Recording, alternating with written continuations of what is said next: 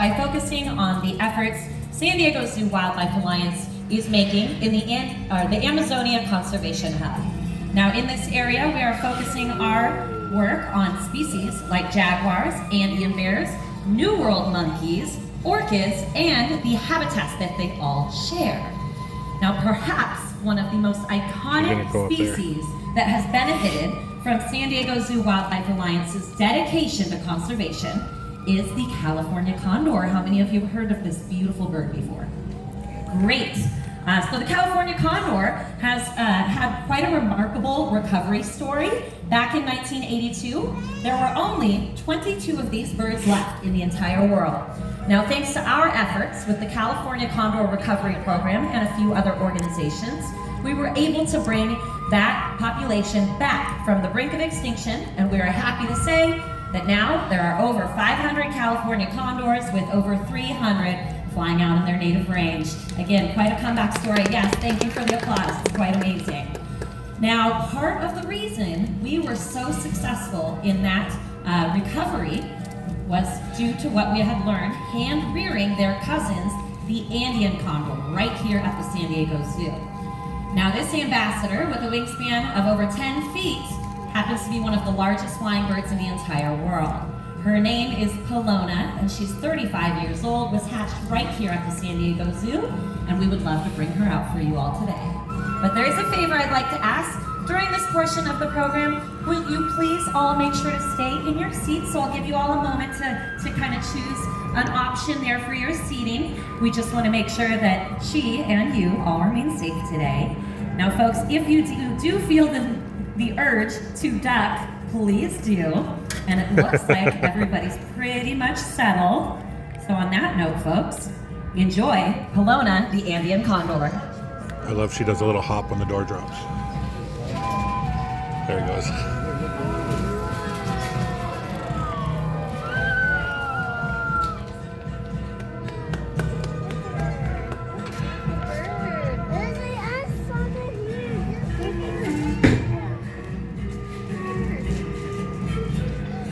Love the waddles. And there's David.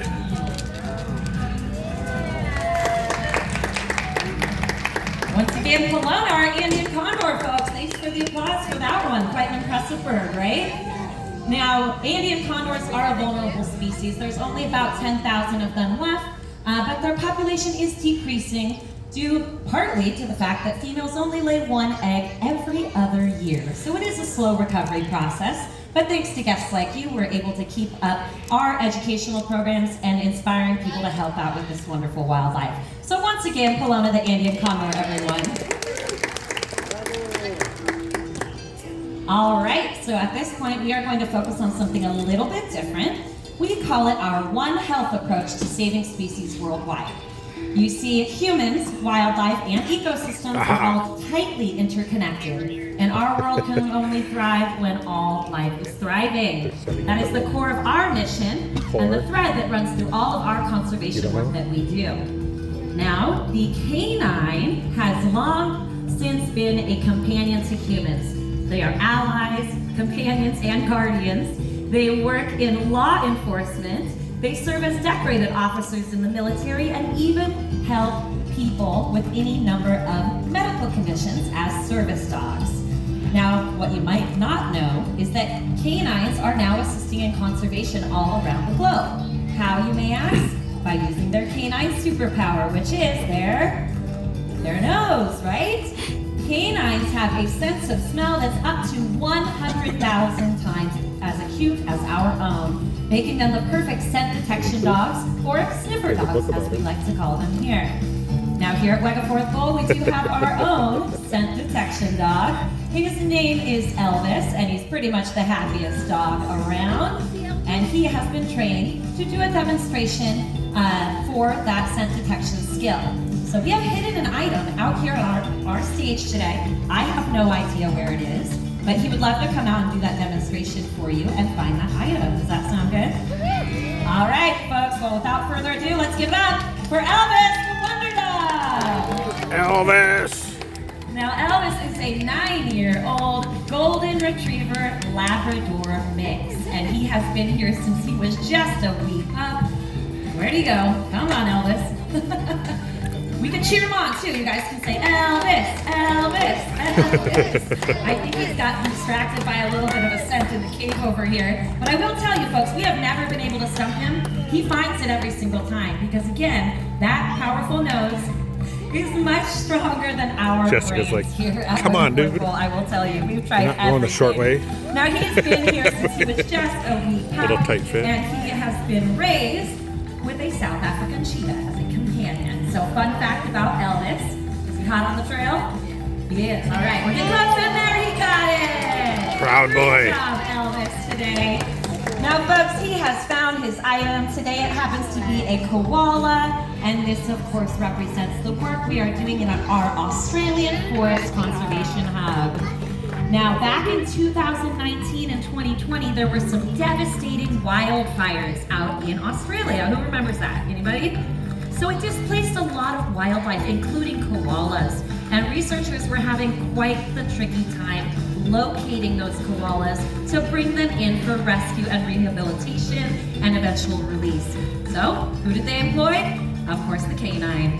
They trained a dog named Smudge to track the scent of koalas, or scat, right, poop, and locate those koalas so researchers could bring them in a little bit easier and help out that population. And luckily, in the end, they were able to reintroduce some of those koalas. So great job they're doing out there in the Australian forest.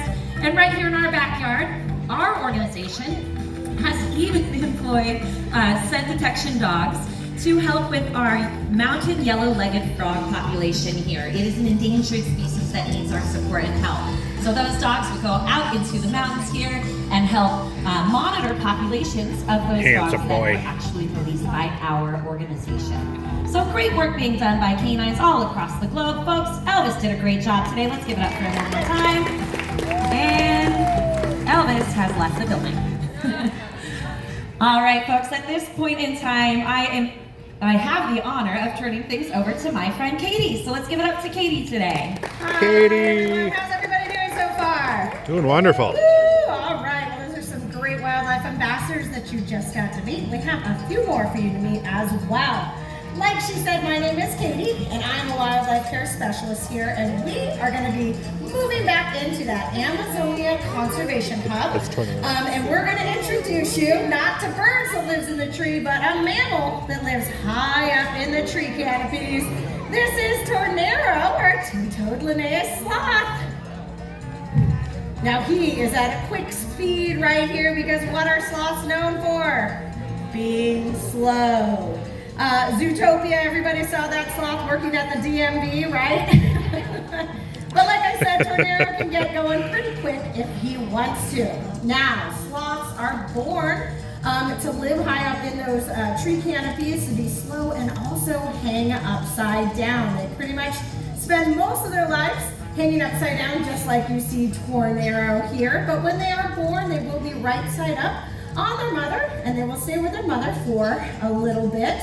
But they start eating solid foods quite quickly because I always say mom's a messy eater, and then baby will pick up those crumbs there. Now you can see when he is moving like that, he uses his front foot and then meets it right up with that back foot there, and that's so that he knows he has steady, sure foot holding. Now sloths don't have a lot of defenses against predators, so something they do is kind of just to stay still and do nothing. Now they live high up in those tree canopies, and it'll be nice and humid, and they will grow algae and moss all over them. Even sometimes bugs live on them. So if a predator, like a large harpy eagle, is flying by, You're a handsome boy. what the sloth's gonna do is nothing. And they are pretty much camouflage, and then that harpy predator won't even, or harpy eagle won't even know that Tornero is even there. Now, if you're asking yourself, how can you help out wildlife that needs the trees to survive? Well, you can simply do something by looking at product knowledge, and there's lots of easy ways, but one way is by finding that FSC FSC symbol. We might show it to you up there. But it is the Forestry Stewardship Council right there. And you're gonna notice it almost everywhere. If you see it on something like furniture, paper products, even pencils or pizza boxes, it means that that paper product is coming from a sustainable source. Now, Tony was gonna give him one. Oh, what's today? Yam is the choice. The pink hibiscus is not doing it for him today. Usually that is one of his favorite things. Now, Tornero was born right here at the San Diego Zoo. His mom and dad are still up in our base camp area where his mom is Zena and his dad is Brad Pitt. Brad Pitt has some nice long flowing blonde hair. The two of them are great breeders, and he does have some brothers and sisters that are doing ambassador work as well. He also star up in our shop. We do have a book that starts from the day he was born until he became a wildlife ambassador here, right here at Wegeforth Bowl. But he may just hang around for a little bit. Justine. But that was Tornero, our two-toed sloth. Okay, next up we are moving back into that One Health approach to saving species worldwide. We're going to introduce you to a keystone species. Her name is Justine Beaver. He decided to come back. She has been with us for about 14 years. She did come to us when she was about 9 months old from the Minnesota Zoo, where her parents raised her, and she was raised by beavers. And so when she came here, we kind of had to teach her that we were good too. It took a little bit, but now she's doing great as a wildlife ambassador. Now, I mentioned that she is a keystone species. Keystone species are an important wildlife that makes it so that the rest of other species in an ecosystem can live successfully as well. How many people have been to Yellowstone National Park? Few of you, right? Well, how many of you have heard about that reintroduction of the wolves back into Yellowstone National Park? Well, they are a keystone species, but also at the same time, they were reintroducing beavers, because what beavers do is they make ponds, and they'll make their dams and they'll make their ponds, and that actually creates areas for migratory birds to nest. It also creates safe spaces for fish to lay their eggs, and it also is an area that can, she also loves yam as well. It's an area where wildlife can also get water or a nice place to hide. Now, beavers are second to humans in manipulating their environment. So what does that mean? Well, what do? We build bridges, we build highways. Well, beavers do the same thing. They're gonna build their dams, which make their home. They also build dens, and these dens can be quite complicated. They can have literally like a living room for the family. They have a latrine room. They have a pantry where they're gonna keep their food for winter because they don't really wanna go outside. And they also have an entrance that goes in and out of the water. Hi, hello. Now, also, beavers are North America's largest rodent. Does anybody know what the world's largest rodent is? Capybara, that is correct, and we do have some over at Elephant Odyssey. Capybaras are having a moment right now. They're kind of on everything, but beavers are pretty cute as well. So they are an aquatic rodent. So she has some adaptations which help her to live near the water. So oh, I think she might go for a swim. Sorry. No, not yet. She'll probably plunge in the water, and it's just the best thing when she dives in. So they have an extra eyelid that is clear, so she literally has goggles so she can see underneath the water. Her back feet are webbed so she can swim through the water. She also has a tail that she can kind of use like a rudder. But that tail also is an information system. So beavers will live on their ponds with their mate and some of their youngsters. And if there's danger, they might smell it or hear it first. The beaver is gonna smack that tail on the water or land and then dive straight into the water for safety. And then beavers can hold their breath for about 15 minutes. If you're wondering, did we ever see that? Why, yes, we did. The first time she went swimming out here in this river, she went right underneath that waterfall and stayed there for 15 minutes. We were Googling, how long can a beaver hold its breath for? Lo and behold, Justine popped her head out. Now, not only is she giving information with that slap of a tail to her beaver friends, also other wildlife has learned to hear that sound, and they know that there might be danger.